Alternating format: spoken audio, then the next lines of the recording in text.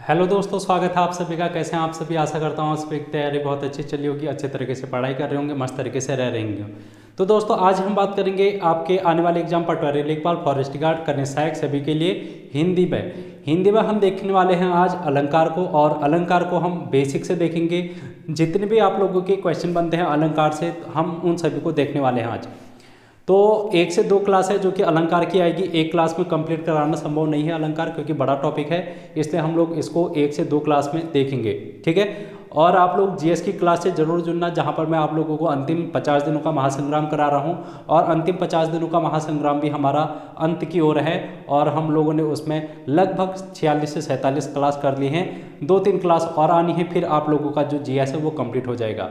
और आप लोग रीजनिंग भी देख सकते हैं। रीजनिंग में ये है कि अगर आप लोगों को कोई चीज़ सरल होती है और सरल चीज़ अगर आपके एग्जाम में आ जाए और आप छोड़ के आ जाए, तो क्या होता है कि हम स्कोर कम कर पाते हैं, अगर ऐसा होता है। लेकिन रीजनिंग एक इजी सब्जेक्ट है, और रीजनिंग में आप लोग अच्छा स्कोर कर सकते हैं, 10 में से 10 भी कर सकते हैं। तो इसलिए आप लोग उसकी प्रैक्टिस घर पे आज जल्दी से ज़्यादा करें। इसलिए आप लोग मेरी क्लास को देख सकते हैं, बिल्कुल बेसिक से आप लोगों को बता रखा है रीजनिंग। और लगभग 20 से 22 क्लास हैं जो कि मैंने आपको लोगों को दे रखी है। तो वहाँ से आप लोग को डेफिनेटली फ़ायदा देखने को मिलेगा। ठीक है। तो चलिए आज की वीडियो को हम शुरू करते हैं, और इसमें हम बात करने वाले हैं अलंकार की। और अलंकार को अगर हम देखें, इसका अर्थ देखें या फिर अलंकार होते क्या हैं, इसको अगर हम समझने की कोशिश करें, तो जैसे कि हम जिस समय खाना खाते हैं, खाना खाते वक्त अगर आप लोग खाने में एक सिंपल रोटी खाते हैं हम लोग, और रोटी में अगर हम लोग क्या मिला दें, मक्खन लगा दें, तो हमारी रोटी का स्वाद थोड़ा सा बढ़ जाता है, हमारे खाने का स्वाद थोड़ा बढ़ जाता है। तो ये क्या है, हमारे खाने का जो स्वाद बढ़ाया वो किसने बढ़ाया? मक्खन ने बढ़ाया। ऐसा ही कुछ हिंदी में भी होता है, हिंदी भाषा में भी होता है, साहित्य में होता है। तो इसमें क्या होता है कि ऐसे शब्द जो किसी काव्य की भाषा को, उसकी शोभा को बढ़ा देते हैं, उसी को हम कहते हैं अलंकार। ठीक है दोस्तों। अगर हमको किसी को कोई बात कहनी है और हम कुछ डायलॉग मार के बात कह देते हैं, जैसे कि आप लोग मूवी देखते हैं, पिक्चर देखते हैं, या फिर वीडियोस देखते हैं, अगर कोई हीरो या फिर एक्टर या फिर कोई ऐसा किरदार अगर कोई डायलॉग मार देता है, तो हमको उसकी बात को ज़्यादा समझ में आती है, या फिर हम उसकी सराहना करते हैं, और वो क्या होती है, उस बात की शोभा बढ़ा देती है। तो ऐसे शब्द जो कि हिंदी में ऐसे होते हैं जो कि वाक्य की शोभा बढ़ा देते हैं, उसी को हम कह देते हैं अलंकार। ठीक है। तो अलंकार अगर हम देखें, इस टाइप के आप लोगों के प्रश्न पूछे जाते हैं। तरदे तनुजा तट तमाल तरुअर बहुछाई। आप लोगों के एग्जाम में सिंपल सा एक वाक्य दिया रहेगा, और इसी तरीके के वाक्य आप लोगों को दिए रहेंगे। ऑप्शन आप लोगों को दिए रहेंगे 4, और आप लोगों को पहचानना होगा कि निम्नलिखित में से कौन सा अलंकार का प्रयोग किया गया है। ठीक है। तो इस तरीके के आप लोगों को पहचानने पड़ेंगे। तो पहचानना थोड़ा मुश्किल है, और मुश्किल को हम आसान बनाएंगे जब हम पढ़ेंगे। तो दोस्तों अगर हम अलंकार की परिभाषा की बात करें, अलंकार, तो अलंकार अगर हम देखें, इसका अगर हम संधि विच्छेद करें, तो संधि विच्छेद इसका बनता है अलम धन कार। अलम धन कार। और ये जो अलम शब्द है, इसका अर्थ होता है आभूषण, इसका अर्थ होता है आभूषण या फिर गहना। ठीक है। इसका अर्थ होता है आभूषण या फिर गहना, और कार का मतलब होता है करने वाला, करने वाला। तो ऐसे शब्द जो वाक्य में आभूषण या फिर गहने की तरह शोभा बढ़ा देते हैं वाक्य की, उन्हीं को कहा जाता है अलंकार। तो आई होप आप लोगों को अलंकार की परिभाषा समझ में आ गई होगी। अब हम इसके भेद की ओर चलते हैं, अलंकार के भेद। ठीक है। अलंकार के अब हम बात करेंगे भेदों की। अगर हम अलंकार के भेद समझने की कोशिश करेंगे, तो इसके भेद बहुत सारे हैं। मतलब निश्चित भेद नहीं है कि 2 भेद हैं, 3 भेद हैं, 10 भेद हैं, ऐसा कुछ निश्चित नहीं है। इसके बहुत सारे भेद हो सकते हैं। लेकिन आपके एग्जाम के पॉइंट ऑफ व्यू से हमारे जो बुक्स होती हैं, जैसे हरदेव बहारी की बुक है या फिर लूसेंट की बुक, इनमें कितने प्रकार के भेद दे रखे हैं, और वो एग्जाम में पूछे जाते हैं। हम इसलिए उन्हीं भेदों को पढ़ेंगे। तो मुख्यतः अलंकार के 3 भेद माने जाते हैं, मुख्यतः 3 भेद माने जाते हैं। ठीक है। तो पहला भेद है, पहला भेद शब्दालंकार, दूसरा है अर्थालंकार, और तीसरा है उभयालंकार। उभयालंकार। ठीक है, तीन भेद होते हैं, एक तो होता है शब्दालंकार, अर्थ अलंकार और उभय अलंकार। अगर हम इसमें डेफिनेशन में जाएं शब्दालंकार की या फिर अर्थ अलंकार की, तो शब्द यहाँ पर हमको क्या देखने को मिल रहा है, शब्द, यहाँ पर हमको शब्द देखने को मिल रहा है, यहाँ पर अर्थ, यानी कि ऐसे वाक्य जिसमें कोई भी शब्द आकर उस वाक्य की शोभा बढ़ा देते हैं, उस वाक्य को अलंकृत कर देते हैं, उसी को हम कहते हैं शब्दालंकार। अगर कोई वाक्य में ऐसे शब्द प्रयोग कर रहे हैं जो कि उसका अर्थ, जिसका अर्थ है जो कि उस वाक्य की शोभा बढ़ा देता है, उसी को हम कहते हैं अर्थालंकार। उभयालंकार, उभयालंकार की अगर हम बात करेंगे, इस उभयालंकार में उभयनिष्ठ, इसको हम उभयनिष्ठ भी बोलते हैं, जो कि दोनों में समाहित होता है, जिसमें दोनों ही गुण मिले होंगे, उसको हम बोलेंगे उभयालंकार। इस उभयालंकार में शब्दालंकार या अर्थालंकार दोनों के ही भाव छुपे रहेंगे और दोनों ही शोभा बढ़ाएंगे यहाँ पर वाक्य की, तो उसी को हम कहेंगे उभयालंकार। तो ये डेफिनेशन है, आप लोग लिख भी सकते हैं, समझ भी सकते हैं। डेफिनेशन से आप लोगों के एग्जाम में नहीं पूछा जाता, इनके एग्जाम्पल पूछे जाते हैं और इनके भेद पूछे जाते हैं। तो चलिए एक एक करके अब हम समझते हैं। आज हम देखो सारे टॉपिक करना एक दिन में संभव नहीं है अलंकार के, तो इसलिए हम अर्थालंकार और उभय अलंकार को आज नहीं देखेंगे। ठीक है, तो हम क्या देखने वाले हैं आज, शब्दा अलंकार को देखने वाले हैं। तो शब्द अलंकार पर अगर हम बात करें तो शब्द की यहाँ पर जो वाक्य में शब्द प्रयोग होंगे वही क्या करेंगे, वाक्य की शोभा को बढ़ाएंगे। जैसे कि अगर हम बात करें तरनी तनुजा तट तमाल तरुवर बहुछाए, तो इसमें अगर हम बात करें तो शब्द, ये जो तो वर्ण है, ये तो वर्ण क्या कर रहा है, ये तो वर्ण क्या कर रहा है, इस वाक्य की शोभा को बढ़ा रहा है, क्योंकि ये तो जो है वो बार बार आ रहा है, तो। ठीक है, इस तरीके से ये बार बार आ रहा है। अभी हम इस एग्जाम्पल को और अच्छे से समझेंगे। अभी फिलहाल आप लोग ये ध्यान में रखो कि ये शब्दालंकार होते हैं जिनमें कोई शब्द आकर वाक्य की शोभा को बढ़ा देते हैं। इसके अब हम भेद की बात करेंगे, शब्द अलंकार की भेद, क्योंकि आप लोगों से भेद से ही क्वेश्चन पूछे जाते हैं, भेद से क्वेश्चन पूछे जाते हैं। तो शब्द अलंकार के वैसे तो 5 भेद होते हैं, 5 भेद मुख्यतः इसके 5 भेद होते हैं, लेकिन बहुत से बुक में इसको 3 भेद भी दिए हैं, 3 भेद भी दिए हैं। तो हम बोलेंगे मुख्यतः तो 3 होते हैं जो मेन होते हैं, लेकिन अगर हम बात करेंगे तो ये 5 भी होंगे, 5 होंगे वैसे, लेकिन अगर मुख्यतः जिनमें से जो मेन होंगे वो कितने होंगे, 3 ही होंगे। कौन कौन से होते हैं ये, अगर हम शब्द अलंकार की बात करेंगे तो पहला है अनुप्रास अलंकार, अनुप्रास अलंकार है पहला। दूसरा है यमक अलंकार, यमक। तीसरा है श्लेष अलंकार। ये 3 तो मुख्य हैं, ये 3 क्या है, मुख्य अलंकार हैं। अगर हम 2 अन्य की बात करेंगे, 2 अन्य, तो एक हो गया विप्सा अलंकार और ये चौथा हो गया विप्सा अलंकार। 5वें की अगर हम बात करेंगे, इसमें पुनरुक्ति अलंकार या फिर वक्रोक्ति अलंकार, वक्रोक्ति अलंकार। ठीक है, इतने अलंकार होते हैं जो कि शब्द अलंकार के भेद होते हैं। कौन कौन से, अनुप्रास अलंकार, यमक अलंकार, श्लेष, विप्सा और पुनरुक्ति या फिर वक्रोक्ति अलंकार। तो अब हम इनके भेद को देखेंगे और इन भेदों को समझेंगे, और जब हम भेदों को समझेंगे तो एक एक करके देखेंगे और इन्हीं में हम फिर एग्जाम्पल को देखेंगे। ठीक है, ये तो अभी हमारा इंट्रोडक्शन ही चल रहा है अलंकार का, अब हम इसके अंदर की ओर जाएंगे, एक एक करके देखेंगे। तो देखो अब हम बात करेंगे सबसे पहले शब्द अलंकार में भी अनुप्रास अलंकार की। तो आज का हमारा जो लेक्चर रहेगा वो मेनली वो इस अनुप्रास अलंकार पर रहेगा। तो शब्द अलंकार के भेद में आज हम पढ़ने वाले हैं अनुप्रास अलंकार को। ठीक है दोस्तों, शब्द अलंकार में हम क्या पढ़ने वाले हैं, अनुप्रास अलंकार को। तो हम मेन हेडिंग आज की लिख लेते हैं अब, अनुप्रास अलंकार, और बाकी अलंकार को हम नेक्स्ट वीडियो में पढ़ेंगे। इस प्रकार हम लगभग 2 से 3 वीडियो में इन सारे अलंकार को देखेंगे, और आपके एग्जाम में एक भी क्वेश्चन ना छोड़ पाए, हम इस तरीके से इन सारे अलंकार को देखेंगे। तो बने रहना, बढ़िया तरीके से सीखना, और अगर कोई दिक्कत होगी तो कमेंट बॉक्स में आप लोग पूछ सकते हैं, ठीक है। अनुप्रास, अनुप्रास अलंकार की अगर हम बात करें तो धन प्रास, ये इसका सब संधि विच्छेद बना, ये इसका संधि विच्छेद बना। अगर हम अनु की बात करेंगे, अनु की बात करेंगे तो इसका मतलब होता है बार बार,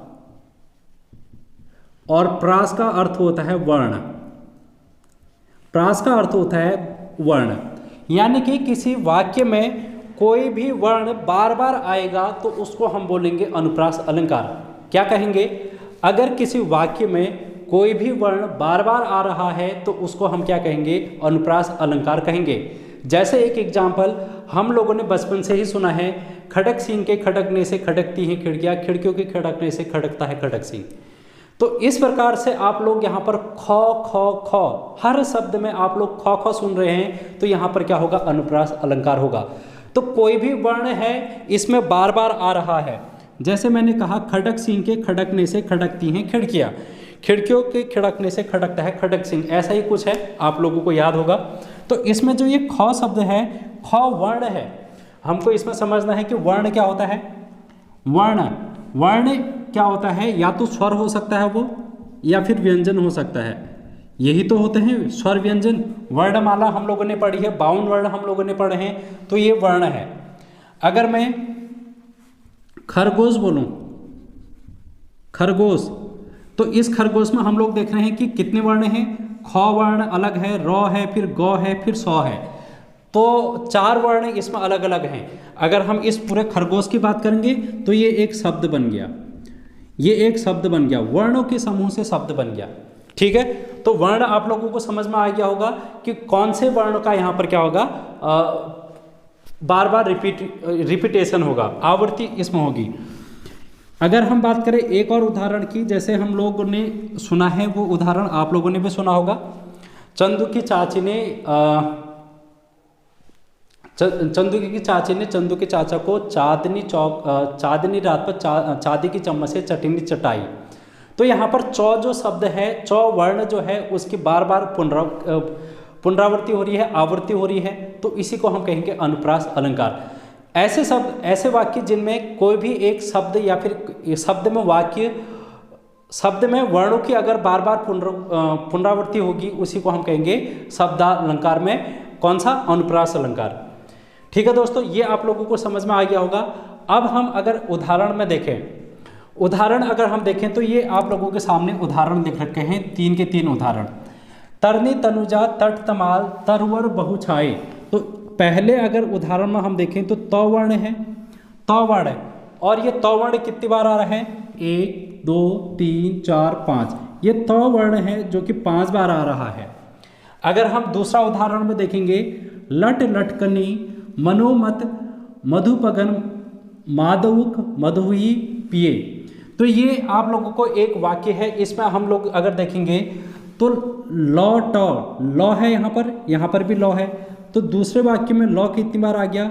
2 बार तो लॉ आ गया। उसके बाद अगर हम देखें मौ मौ मौ मौ मौ मौ, तो यहाँ पर मौ वर्ण भी है जो कि बार बार आ रहा है। तो हम इसमें देख रहे हैं कि लॉ और मौ की यहाँ पर आवृत्ति हो रही है 1 से ज़्यादा बार, मौ और लॉ की आवृत्ति हो रही है 1 से ज़्यादा बार। तो जहाँ पर भी हम लोगों को ऐसे दिखेंगे उदाहरण, हम वहाँ पर कहेंगे अनुप्रास अलंकार होगा। अगर हम अगले उसमें बात करेंगे तो चारों चंद्र की चंचल किरणें खेल रही हैं जल थल में। तो अगर हम इसमें देखेंगे चौ वर्ण, चौ चौ चौ, चौ वर्ण आ रहा है 3 बार, इसमें चौ वर्ण आ गया 3 बार। और कौन सा वर्ण आ रहा है? देखो लॉ, यहाँ पर भी लॉ आप देख रहे हैं, यहाँ पर भी लॉ देख रहे हैं, यहाँ पर भी लॉ देख रहे हैं, यहाँ पर भी लॉ देख रहे हैं। तो लॉ वर्ण भी है जो कि 1 से ज़्यादा बार आ रहा है, 1 2 3 4 बार लॉ वर्ण आ गया। अगर हम बात करें और कौन सा वर्ण है जो कि इसमें आ रहा है, यहाँ पर देखो रॉ, यहाँ पर भी रॉ है और यहाँ पर भी रॉ है, तो रॉ वर्ण भी यहाँ पर बार बार आ रहा है। रॉ की भी पुनरावृत्ति हो रही है, बार बार आवृत्ति हो रही है। तो जब भी हमको ऐसे वाक्य देखने को मिलेंगे वहाँ पर हम कहेंगे कि अनुप्रास अलंकार होगा। लेकिन दोस्तों यहाँ पर अगर हम बात करें पहले एग्जाम्पल में, तो पहले एग्जाम्पल में हम लोग देख रहे हैं कि त वर्ण ही है जो कि बार बार आ रहा है। हमने ये देखा कि त वर्ण है जो कि बार बार आ रहा है, यानी कि सिर्फ एक वर्ण की पुनरावृत्ति हो रही है, इसमें मात्र एक वर्ण की पुनरावृत्ति हो रही है। अगर हम दूसरे उदाहरण में देखें तो इसमें लौ की भी हो रही है, इसमें मौ की भी हो रही है, इसमें दो वर्णों की पुनरावृत्ति हो रही है, आवृत्ति हो रही है। तीसरे एग्जाम्पल में अगर हम देखें तो इसमें चौ, लौ और रौ, इसमें 3 वर्णों की आवृत्ति हो रही है। तो इस प्रकार हम लोग इनको भी क्या कर देते हैं, अलग से बांट देते हैं, अलग से इनको विभाजित कर देते हैं। किनको? अनुप्रास अलंकार को। तो अनुप्रास अलंकार को भी हम अलग अलग भागों में बांटते हैं। अब हम उनको देखते हैं, चलिए देखते हैं। तो अनुप्रास अलंकार हम लोगों ने देख लिया। अब जितने भी मैं एग्जाम्पल कराऊंगा आप लोगों को वो अनुप्रास अलंकार के ही एग्जाम्पल होंगे, और ये एग्जाम्पल भी आप लोगों को अनुप्रास अलंकार के ही हैं। लेकिन अब हम इनके भेद देखते हैं, और भेद में भी कौन कौन से भेद होते हैं उन सभी को अब हम देखने वाले हैं।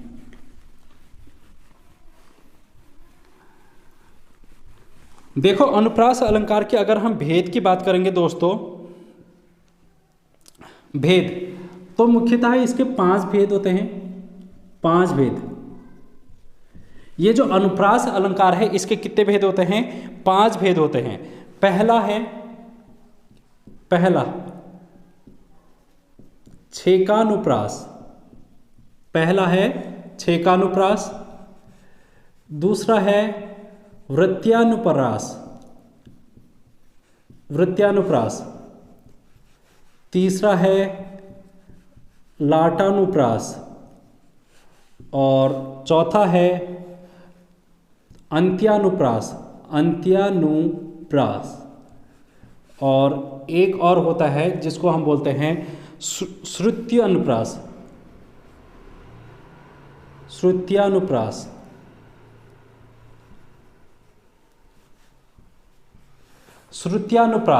तो ये 5 भेद होते हैं जो कि अनुप्रास अलंकार के हैं। आप लोग इनके नाम से डरो मत। इनके एग्जाम्पल हम जब समझेंगे तो हम लोगों को ये आसान लगने लगेंगे।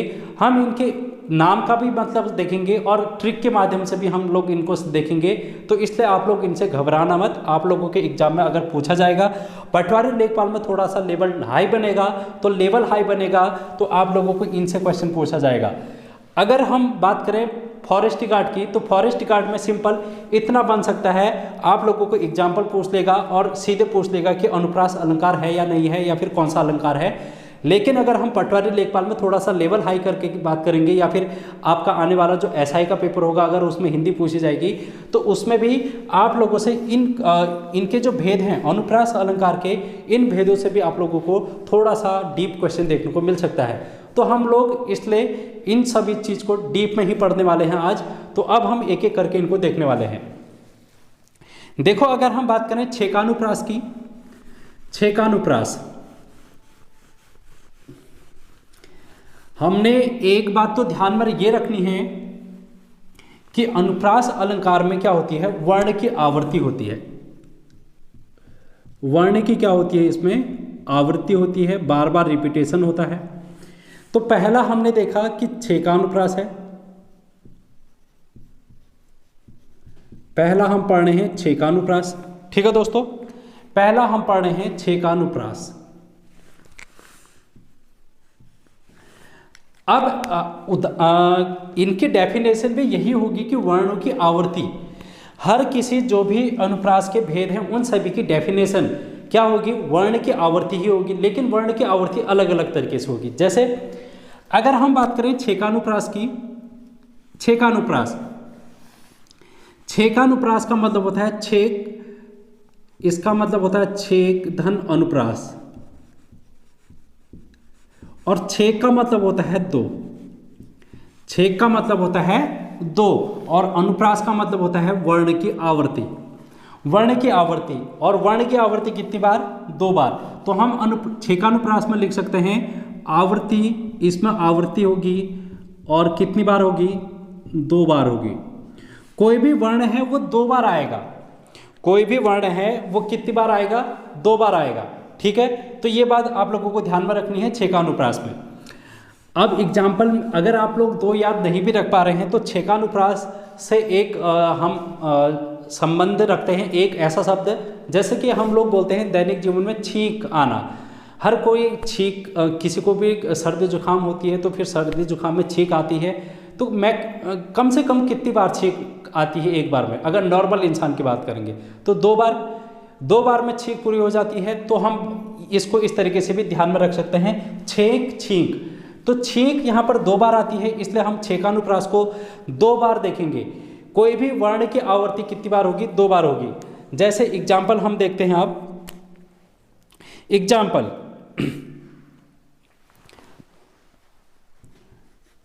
कानन कठिन,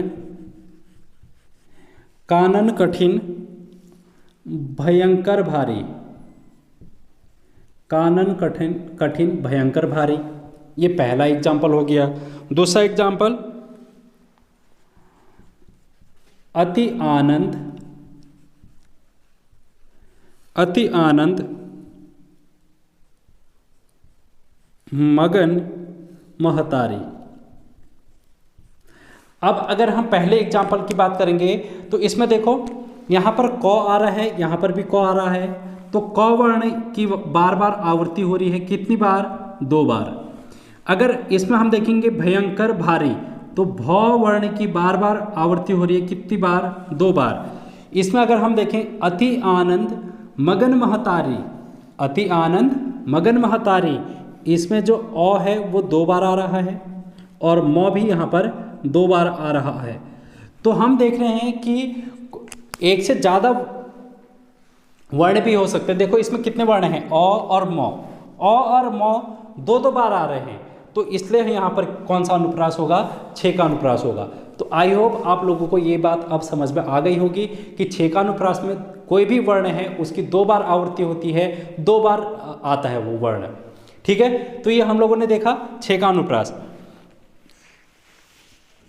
अब हम नेक्स्ट में देखेंगे श्रुत्यानुप्रास। दूसरा हम देखेंगे श्रुत्यानुप्रास।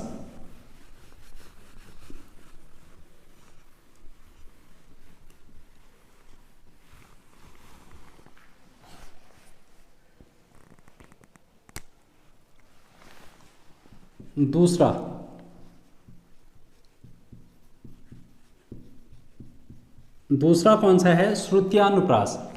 श्रुत्यानुप्रास का मतलब होता है श्रुति धन अनुप्रास। श्रुति धन अनुप्रास इसका फुल फॉर्म होगा, मतलब इसका संधि विच्छेद होगा, श्रुति धन अनुप्रास। इसमें भी वर्ण की आवृत्ति होगी, इसमें भी क्या होगी?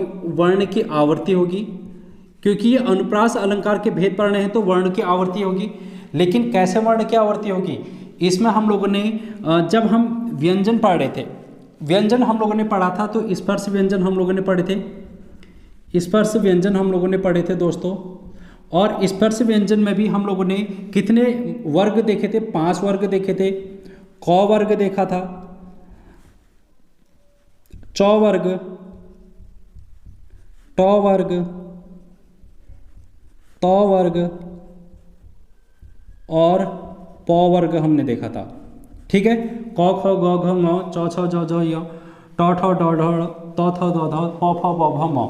इस तरीके से हम लोगों ने कितने वर्ग देखे थे? 5 वर्ग देखे थे, ठीक है। ये आप लोगों को याद होगा।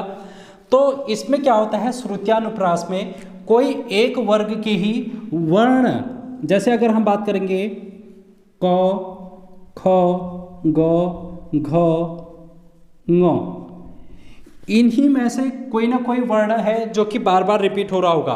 हो सकता है कि ख और ग हो रहा होगा, घ हो रहा होगा, 3 के 3 भी आ सकते हैं और 2 भी आ सकते हैं।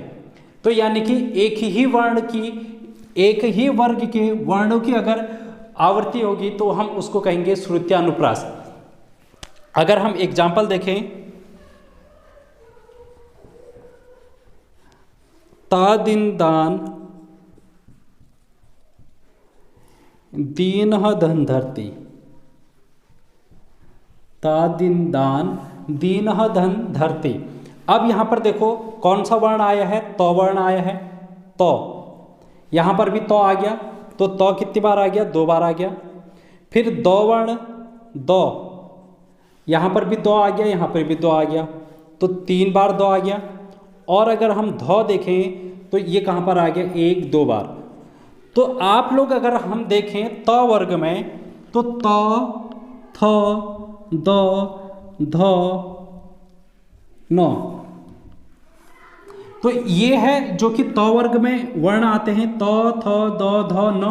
और ये हमको किस में दिखाई दे रहे हैं, एक ही वाक्य में सारे के सारे वर्ण हमको देखने को मिल गए। ठीक है, यहाँ पर थ नहीं आया है, बाकी सारे वर्ण हैं जो कि हमको इसमें देखने को मिल रहे हैं। तो भी देखने को मिल रहा है, दो भी देखने को मिल रहा है और धौ भी देखने को मिल रहा है।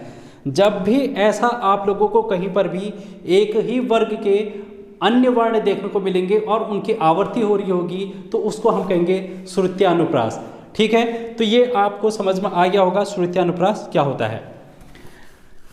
अब हम बात करेंगे तीसरे की, तीसरा कौन सा होगा, वृत्त्यानुप्रास। आप लोग मेरे ख्याल से पेन और पेपर लेके बैठे होंगे और आप लोग भी लिख रहे होंगे, क्योंकि सिर्फ वीडियो देख कर याद नहीं होने वाला। जब आप लोग लिखेंगे, प्रैक्टिस करेंगे और फिर ज़्यादा से ज़्यादा इसको रिवीजन करेंगे तो आप लोगों को ये चीज़ें कंठस्थ हो जाएंगी। अब हम बात करेंगे वृत्त्यानुप्रास। वृत्त्यानुप्रास में भी क्या होगा, वर्ण की आवर्ती होगी। वर्ण की आवर्ती तो सभी में होगी, क्यों, क्योंकि ये अनुप्रास अलंकार है। लेकिन कितने बार होगी ये बात डिपेंड करेगी। अब वृत्त्यानुप्रास, व्रत कैसा होता है, देखो वृत्त्यानुप्रास व्रत से बना है, व्रत। और व्रत में अगर आप लोग यहाँ पर से इस तरीके से चलेंगे, ठीक है, तो घूम फिर के वहीं पर चले आएंगे। तो यानी कि व्रत में क्या हो रही है, आवर्ती बार बार हो रही है। आवर्ती बार बार हो रही है और कितनी बार भी हो सकती है, आवर्ती बार बार हो रही है और कितने बार भी हो सकती है। तो इसमें वर्ण की आवर्ती 2 से अधिक बार हम लिखेंगे, 2 से अधिक बार। अगर वर्ण की आवर्ती 2 से अधिक बार हो रही है तो वो वृत्त्यानुप्रास होगा। ठीक है, 2 से अधिक बार हो रही है तो वो क्या होगा, वृत्त्यानुप्रास होगा। अब हम इसके एग्जाम्पल में अगर देखें, उदाहरण हम देखें, उदाहरण, तो उदाहरण आप लोगों को यहीं पर देखने को मिलेगा। एक तरनी तनुजा तट तमाल तरवर बहुछाए।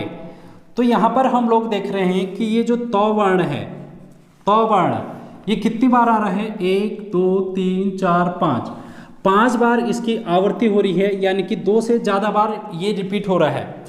इसके आवर्ती तौ वर्ण की आवर्ती 1 से 2 से ज़्यादा बार हो रही है, तो हम यहाँ पर कहेंगे कि वृत्त्यानुप्रास होगा। कौन सा अनुप्रास होगा, वृत्त्यानुप्रास होगा दोस्तों। ठीक है, तो इस प्रकार आप लोग ध्यान में रख सकते हैं। और अगर हम तीसरे एग्जाम्पल की भी बात करेंगे, तीसरे एग्जाम्पल की, तो तीसरे एग्जाम्पल में देखो चौ है, यहाँ पर भी चौ है, यहाँ पर भी चौ है, कितनी बार आ गया, 2 से ज़्यादा बार आ गया। तो यहाँ पर भी क्या होगा, वृत्त्यानुप्रास होगा। यहाँ पर भी क्या होगा, वृत्त्यानुप्रास होगा। ठीक है ना, तो इस प्रकार से आप लोग इनको देखेंगे। अब हम देखते हैं अंत्यानुप्रास। चौथा हम देखेंगे अंत्यानुप्रास।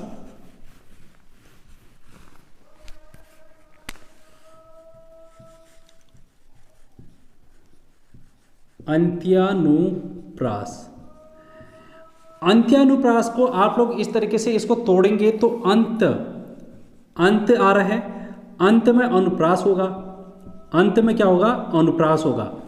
यानी कि वर्ण की आवर्ती तो होगी, वर्ण की आवर्ती तो होगी इसमें भी, और कहाँ पर होगी, आवर्ती जो होगी वो अंतिम में होगी या अंत में होगी। कोई भी वाक्य है उसके अंत में होगी जो कि इसकी आवर्ती हमको देखने को मिलेगी। जैसे कि उदाहरण अगर हम देखें, एक उदाहरण, तो कहत नटत, कहत नटत, रीझत रीझत, खीझत, मिलत, खिलत, लजियात।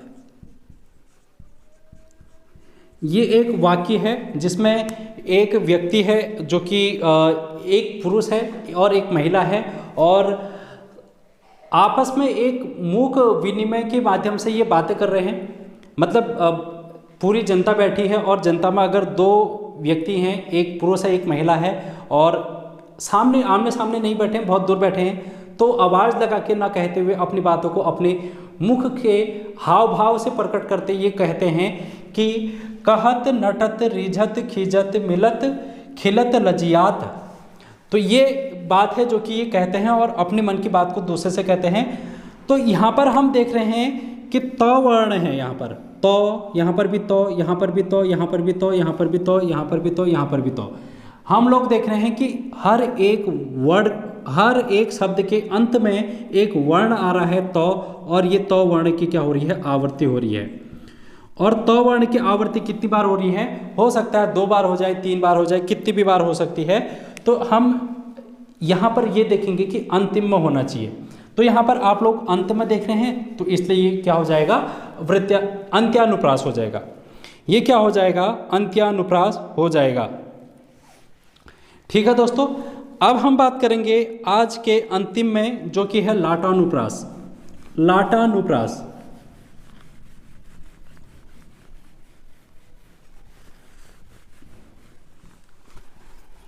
पांचवा है लाटानुप्रास।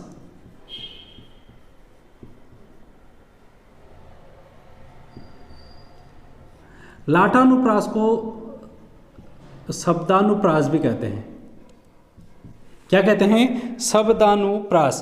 तो किस अलंकार को शब्दानुप्रास अलंकार के नाम से भी जाना जाता है, ये भी आप लोगों को क्वेश्चन पूछा जा सकता है। ऑप्शन आप लोगों को दे दिया जाएगा, वृत्यानुप्रास, ठेकानुप्रास, श्रुति अनुप्रास, अंत्यानुप्रास या फिर लाटानुप्रास। तो ऑप्शन में आप लोगों का लाटानुप्रास अगर होगा तो आप कहेंगे कि लाटानुप्रास जो है वो शब्दानुप्रास ही है। दोनों एक ही हैं। और इसमें क्या होता है, इसमें क्या होता है, कोई भी शब्द इसमें वाक्य या फिर वाक्यांश, इसमें क्या होता है, वाक्य या वाक्यांश का क्या होता है, आवृत्ति होती है, आवृत्ति होती है। और जब भी आवृत्ति होगी, कोई भी वाक्य है उसकी आवृत्ति होगी या फिर वाक्यांश की आवृत्ति होगी। वाक्यांश मतलब वाक्य का अंश, जैसे कोई शब्द हो सकता है तो इसको हम शब्द भी कह सकते हैं। तो शब्द की अगर आवृत्ति हो रही होगी लेकिन उसका अर्थ जो है वो समान होगा, अर्थ क्या होगा, इसमें समान होगा, अर्थ का परिवर्तन नहीं होगा। जैसे हम बात करते हैं कनक कनकते सौगुनी मादकता है दिखाई एक है बोराई या फाय बोराई। तो कनक कनकते मादकता, ये वाला उदाहरण हम लोगों ने बहुत बार पढ़ा है। लेकिन यहाँ पर जो कनक कनक है, इस कनक कनक में आप लोग देख रहे होंगे, हम लोगों को पता है कि एक का अर्थ तो होता है सोना और दूसरे का अर्थ होता है धतुरा।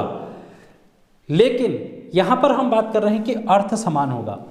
कनक कनकते मादकता, कनक कनकते सौगुनी मादकता अधिकाय, उस वाले उदाहरण में कनक कनक के 2 अर्थ निकल रहे हैं, तो वहाँ पर ये लाटानुप्रास नहीं होगा, वहाँ पर अलंकार हो जाएगा। उसको हम नेक्स्ट वीडियो में देखेंगे। लेकिन मैं आप लोगों को ये समझाने की कोशिश कर रहा हूँ कि जब भी यहाँ पर एक से ज़्यादा शब्द आप लोगों को एक ही वाक्य में देखने को मिलेंगे तो वहाँ पर लाटानुप्रास भी हो सकता है और यमक अलंकार भी हो सकता है।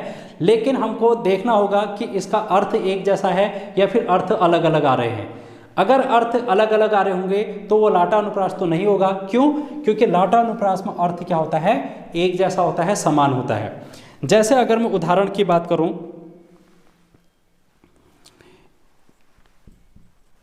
हे उत्तरा के धन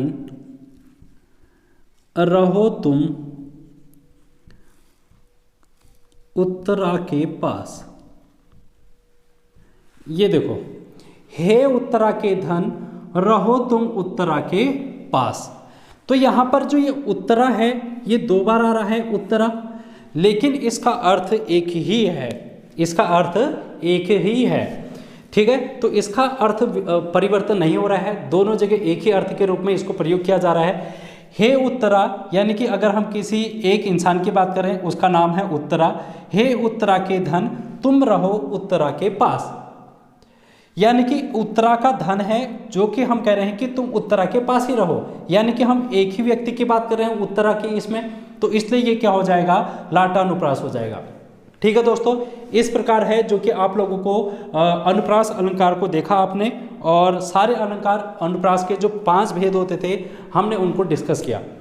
ठीक है, कल की वीडियो में हम और भी बातें करेंगे और आप लोगों को ये जो अलंकार वाला चैप्टर है उसको कंप्लीट करेंगे। 2 से 3 वीडियो आएंगे, अगली वीडियो में हम बात करेंगे, फिर नेक्स्ट वीडियो में।